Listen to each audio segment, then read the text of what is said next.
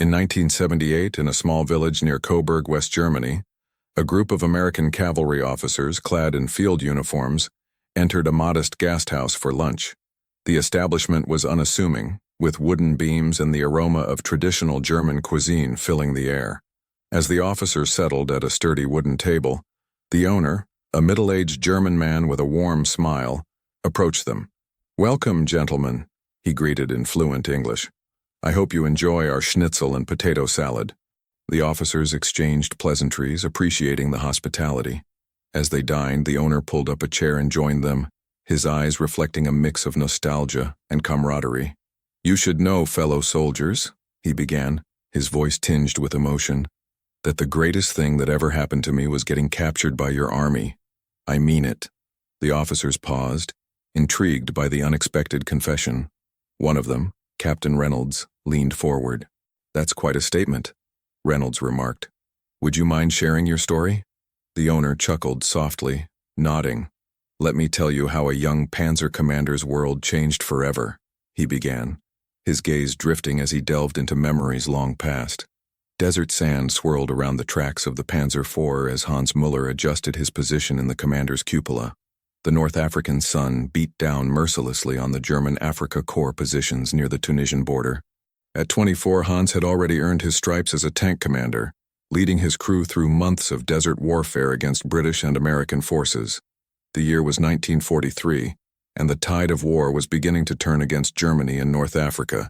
Hans had been raised on stories of German military superiority, taught that Americans were soft, undisciplined soldiers who would crumble under pressure. The propaganda had painted them as cowardly fighters, more interested in comfort than combat. "Achtung! Enemy armor approaching from the northeast." The radio crackled with urgent reports from reconnaissance units. Hans peered through his binoculars, spotting the distinctive silhouettes of American Sherman tanks advancing across the rocky terrain. "Driver forward. Gunner target the lead tank," Hans commanded, his voice steady despite the adrenaline coursing through his veins. The Panzer lurched forward, its 75mm gun traversing toward the approaching enemy. The battle erupted with thunderous explosions and the screech of metal on metal. Hans's crew fought with the precision drilled into them through countless training exercises. But the Americans proved more tenacious than expected, their tactics more sophisticated than the propaganda had suggested. A massive explosion rocked Hans's tank. The world went white, then black. When consciousness returned, he found himself lying on the ground, his ears ringing, vision blurred. American soldiers surrounded him, their rifles trained on his position. His crew was either dead or captured, and his beloved Panzer was a smoking wreck. Fear gripped Hans as he was hauled to his feet. Everything he had been told about American brutality flooded his mind. He expected immediate execution or, at best, savage beatings and starvation. The stories from the Eastern Front painted Allied soldiers as vengeful barbarians who showed no mercy to German prisoners. To his amazement, the American soldiers treated him with professional courtesy. They checked his wounds, offered him water, and ensured he could walk before leading him to a collection point. No one struck him. No one spat on him. The medic who examined his injuries was gentle and thorough, speaking in broken German to reassure him. "You're going to be okay, Fritz," the medic said, using the common American nickname for German soldiers. "Just a few cuts and bruises. You'll live to see home again." Hans was processed through a series of temporary camps in North Africa before being loaded onto a transport ship bound for the United States. The journey across the Atlantic took weeks, and Hans spent most of it in the ship's hold with hundreds of other German prisoners. Despite the cramped conditions, they were provided with adequate food, medical care, and basic necessities. The sight of the American coastline filled Hans with a mixture of relief and apprehension. He had survived the journey, but what awaited him in the land of his former enemies? The propaganda had described America as a nation of gangsters and capitalist oppressors, a place where human life held little value. Upon arrival, Hans was processed through Ellis Island alongside other prisoners of war. The efficiency and organization impressed him. American officials documented each prisoner meticulously, ensuring proper identification and medical screening. Red Cross representatives were present, monitoring the treatment of POWs to ensure compliance with international law. From New York, Hans was transported by train to a prisoner of war camp in Kansas. one of 511 POW facilities that would eventually house German prisoners across the United States. The journey revealed a country of vast landscapes and abundant resources. Farmland stretched to the horizon, cities bustled with activity, and the infrastructure appeared intact and thriving. This was not the struggling nation described in German propaganda. The POW camp itself defied every expectation Hans had harbored. Camp Concordia, like most American POW facilities, was surrounded by barbed wire and watchtowers, yet it felt more like a military base than a prison. The barracks were clean and well ventilated, each prisoner assigned a cot with clean bedding. Mess halls served 3 meals a day, and recreational facilities included a library, sports equipment, and areas for socializing. Hans learned that the camp operated under strict adherence to the Geneva Convention of 1929. American officials explained the rules and regulations, emphasizing that prisoners would be treated humanely and with dignity. Work details were voluntary, and those who participated would receive additional privileges and wages of 80 cents per day, paid in camp script that could be used at the canteen. The food was perhaps the most shocking aspect of camp life. Hans had expected starvation rations, moldy bread, and watery soup. Instead, meals included meat, vegetables, bread, and even dessert. The quality rivaled what German soldiers had received in their own army, and in many cases exceeded it. The daily caloric intake of 4,000 calories matched that provided to American troops. "This can't be real," Hans whispered to his bunkmate Klaus, a former Luftwaffe pilot shot down over Sicily. "They're feeding us better than our own army did." Klaus nodded in amazement. "I heard from the guards that we get the same rations as American soldiers. It's some kind of international law." The camp commander, Colonel Patterson, addressed the new arrivals during orientation. A tall, stern-looking man with graying hair, he spoke through a German interpreter, many of whom were German-American citizens recruited specifically for this purpose. "Gentlemen, you are prisoners of war, but you are also human beings entitled to dignity and respect. We will treat you according to international law, and we expect you to conduct yourselves with honor. Work details are available for those who wish to participate. You will be compensated for your labor and granted additional privileges." Hans decided to volunteer for the work program, partly out of boredom and partly from curiosity about American methods. He was assigned to the camp's mess hall, starting at the bottom as a dishwasher. The kitchen was a bustling operation, preparing meals for over 2,000 prisoners and several hundred guards and staff. The head cook, Sergeant Murphy, was a burly Irishman from Boston, with a quick wit and an even quicker temper when it came to food quality. Despite the language barrier, he took Hans under his wing, teaching him the basics of large-scale food preparation using American military cooking methods developed for feeding thousands efficiently. "Listen here, Hans," Murphy said, using hand gestures to supplement his words. "Good food is good food no matter what language you speak. You watch, you learn, you work hard, and maybe someday you'll be running your own kitchen." Hans threw himself into the work with characteristic German efficiency. He learned to operate industrial dishwashers, prep vegetables for hundreds of meals, and maintain the cleanliness standards demanded by military regulations. His English improved rapidly through daily interaction with American staff and fellow prisoners who had been in the camp longer. Within months, Hans had progressed from dishwashing to food preparation. He learned to cook American staples like meatloaf, mashed potatoes, and cornbread. The techniques differed significantly from German cooking, emphasizing efficiency and consistency over traditional methods. He also learned about American ingredients and spices that were completely foreign to European palates. Sergeant Murphy began teaching Hans the finer points of menu planning and inventory management.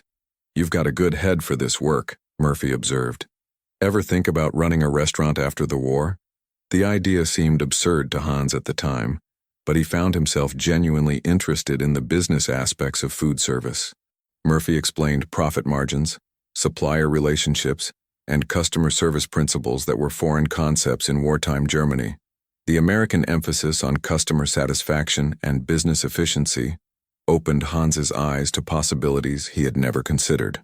As Hans's skills developed, he was given increasing responsibility. He supervised other POW workers, managed inventory, and even contributed to menu planning. The Americans treated his suggestions with respect. implementing several of his ideas for improving efficiency and food quality. This collaborative approach was unlike anything Hans had experienced in the rigid hierarchy of the German military. The camp's work program extended far beyond the kitchen. Many prisoners worked on local farms, addressing the critical labor shortage caused by American men serving overseas. The Bracero program had brought Mexican workers to help with agriculture, but German POWs provided additional much-needed labor. Hans occasionally volunteered for agricultural details, which brought him into contact with local farming families. The Thompson family owned a dairy farm about 10 miles from the camp. Mr. Thompson, a weathered man in his 50s, initially viewed the German prisoners with deep suspicion. His son was fighting in the Pacific with the 82nd Airborne, and the idea of enemy soldiers working his land felt fundamentally wrong. "I don't like it," Thompson confided to his wife Mary. "These are the same people trying to kill our boy." But Hans's work ethic and respectful demeanor gradually won over the Thompson family. He worked tirelessly in the fields, helped with milking, and even assisted with equipment repairs using mechanical skills learned in the German army. His broken English improved through conversations with the family, and they began to see him as an individual rather than just an enemy soldier. One evening, as they sat on the farmhouse porch after a long day of work, Mrs. Thompson brought Hans a glass of cold milk and a piece of apple pie. The simple gesture represented a bridge across the vast divide of war and nationality. "You know, Hans," she said slowly, "you're not what we expected a German soldier to be like." Hans struggled to find the right words in English. "War makes enemies of good people," he finally managed. "I think maybe we are not so different." Mr. Thompson nodded thoughtfully. "My grandfather came from Germany, you know, settled here in the 1880s. Strange to think we might be fighting our own cousins." These interactions profoundly impacted Hans's worldview. The Americans he met were not the caricatures portrayed in Nazi propaganda. They were hard-working, decent people with families, dreams, and fears much like his own. The realization was both liberating and troubling, forcing him to question everything he had been taught about the war and Germany's enemies. Back at the camp, Hans continued to excel in the kitchen operation. By 1944, he had been promoted to assistant head cook, managing a staff of both American personnel and German POWs. His English had become fluent, and he had developed a reputation for fairness and competence among both captors and fellow prisoners. The camp's educational program offered classes in English, American history, and vocational skills. These programs were part of a broader denazification effort, though they focused more on practical skills than political re-education. Hans attended evening sessions on business management and accounting, subjects that would have been inaccessible to someone of his background in Germany. The instructors were patient and encouraging, treating the German students with the same respect afforded to American soldiers in training. The camp also featured a remarkable degree of self-governance. German POWs elected their own spokesman, organized their own entertainment, and even published a camp newspaper in German. This level of autonomy was unprecedented in Hans's military experience and demonstrated a trust between captors and prisoners that would have been unthinkable on the Eastern Front.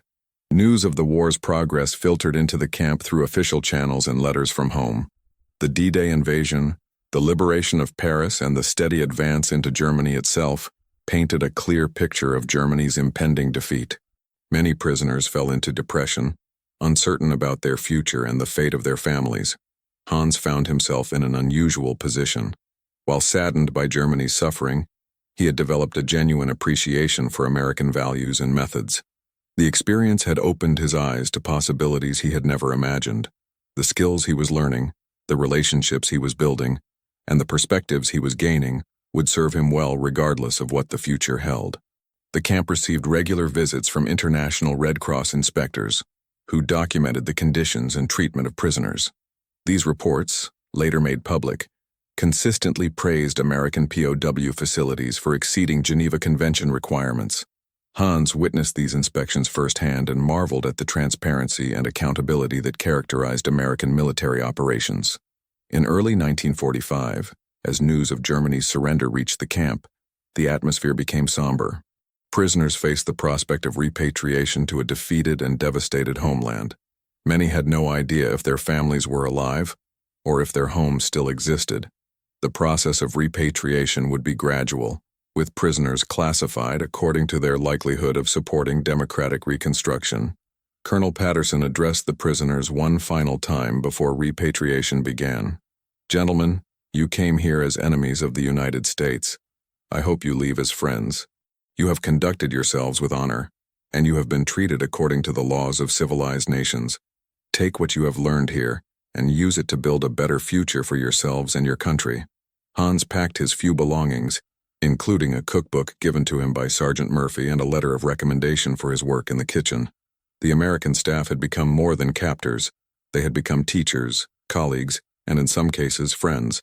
The transformation from enemy to ally had occurred gradually, almost imperceptibly, through daily interactions and shared experiences.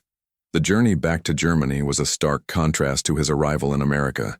The ship carried hundreds of repatriated POWs, many of whom had similar experiences of humane treatment and skill development. They shared stories of American kindness, fair treatment, and opportunities for personal growth that seemed impossible given the circumstances of their capture. Germany in 1945 was a nation in ruins. Hans's hometown had suffered extensive bombing damage during the Allied strategic bombing campaign, and much of the infrastructure lay in shambles. His family home was gone, destroyed in an Allied air raid. His parents had been killed and his sister was missing, presumably fled westward ahead of the advancing Soviet army. The economic situation was desperate. The Reichsmark was nearly worthless, food was scarce, and employment opportunities were virtually non-existent. Many returning soldiers and POWs struggled to find their place in a society that had been fundamentally transformed by defeat and occupation.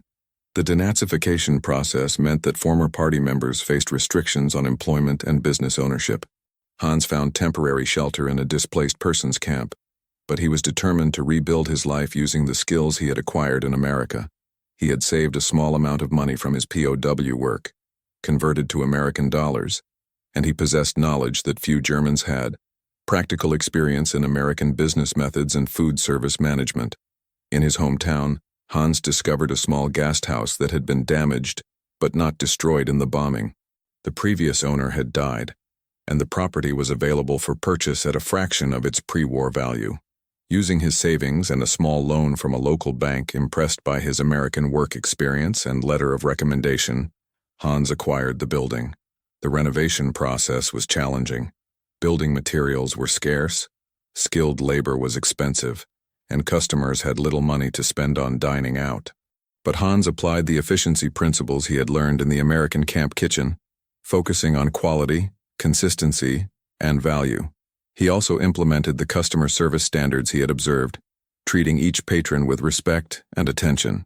He developed a menu that combined traditional German dishes with techniques learned from Sergeant Murphy. The food was simple but well prepared, and Hans's attention to cleanliness and service gradually attracted customers. Word spread that the new gasthouse owner had learned his trade in America, and curiosity brought people through the door. Hans's English skills proved invaluable as American occupation forces were stationed in the region. GIs appreciated finding a German establishment where the owner could communicate in their language and understood their preferences. The gasthouse became a popular spot for off-duty American soldiers, creating a bridge between the occupying forces and the local community during the tense early years of occupation. The Marshall Plan, announced in 1947, brought American aid and investment to Germany, helping to rebuild the economy. Hans's business benefited from the improved economic conditions, and his American connections helped him navigate the complex bureaucracy of Reconstruction. He became one of many former POWs who served as informal ambassadors, helping to rebuild German-American relations from the ground up. As the years passed, Hans's business prospered. He married a local woman whose family had also suffered during the war, and together they expanded the gasthouse, adding rooms for travelers and hosting community events. Hans became a respected member of the community, known for his fairness, hard work, and unusual perspective on German-American relations. The skills he had learned as a POW proved invaluable in every aspect of his business. Menu planning, inventory management, staff supervision, and customer service all drew on lessons learned in the American camp. More importantly, his experience had taught him the value of treating people with dignity and respect, regardless of their background or circumstances.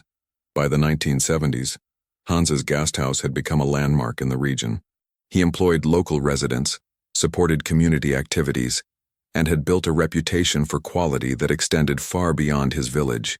The young panzer commander who had expected death or brutality at American hands had instead found opportunity and transformation. The irony was not lost on Hans. The war that had seemed to destroy his future had actually created it. His capture, which he had feared would be the end of his story, had become the beginning of a new and better chapter. The Cold War had transformed former enemies into allies, and Hans found himself serving as a living symbol of that transformation. When American cavalry officers from the 7th Cavalry stopped at his Gasthaus in 1978, Hans saw an opportunity to express gratitude that had been building for over 3 decades. These soldiers represented the same army that had captured him, treated him humanely, and inadvertently provided him with the tools for success. As Hans finished recounting his story to the American officers, the Gasthaus had grown quiet. Other patrons had stopped their conversations to listen, and even the kitchen staff had paused in their work. Captain Reynolds and his colleagues sat in contemplative silence, absorbing the profound implications of what they had heard. "Hans," Captain Reynolds finally said, "your story is remarkable. It speaks to something larger than just one man's experience." Hans nodded, his eyes bright with emotion. "I represent thousands of German soldiers who were treated with honor by your army. We expected brutality and received humanity. We expected hatred and found understanding. This changed not just our lives, but our entire perspective on what America represents." The captain looked around the warm, welcoming Gasthaus, noting the photographs on the walls that chronicled Hans's journey from destruction to prosperity. "And you've built all this using what you learned as a prisoner?" "Every day," Hans replied. "The recipes, the management techniques, the customer service principles, even the accounting methods. But more than that, I learned about dignity, respect, and the possibility of redemption. Your army taught me that enemies can become friends, that hatred can be transformed into understanding." Another officer, Lieutenant Morrison, leaned forward. "What do you think would have happened if you hadn't been captured?" Hans considered the question carefully. "I would have fought until the end, probably died in the ruins of Berlin, or been captured by the Soviets. Even if I had survived, I would have returned to Germany filled with bitterness and hatred. I would never have learned the skills that allowed me to build this life. I would never have understood that former enemies could become partners in building a better future."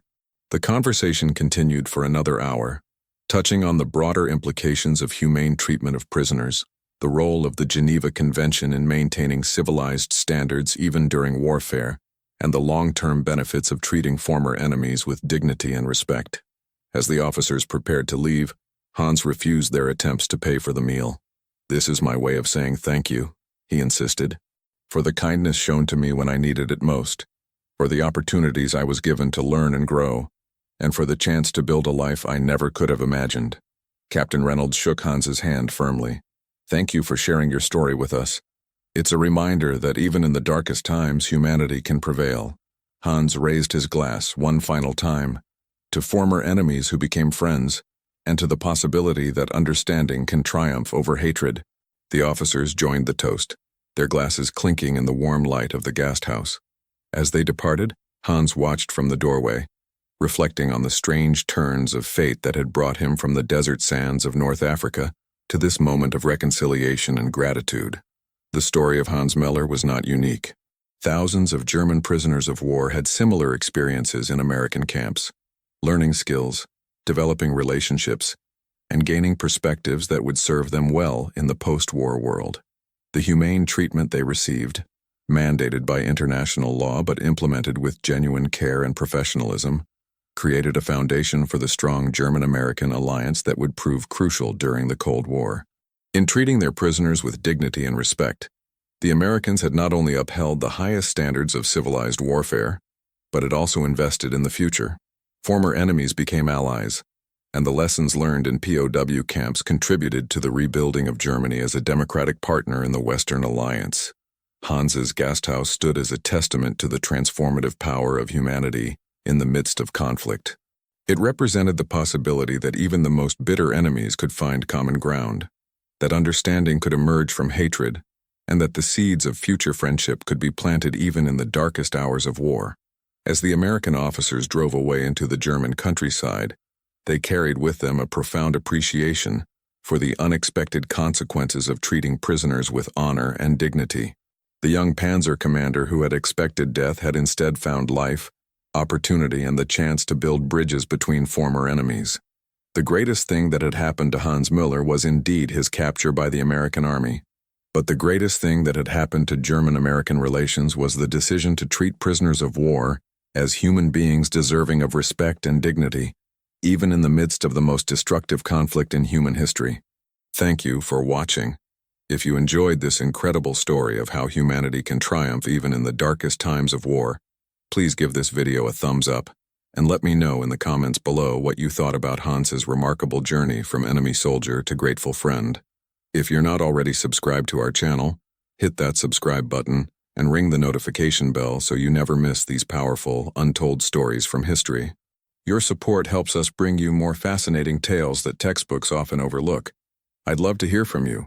Drop a comment telling me where you're watching from, and if you know any similar stories of unexpected kindness during wartime, please share them below. These stories remind us that even in our most divided moments, understanding and compassion can bridge any gap. See you in the next video, where we'll uncover another incredible chapter from history that deserves to be remembered.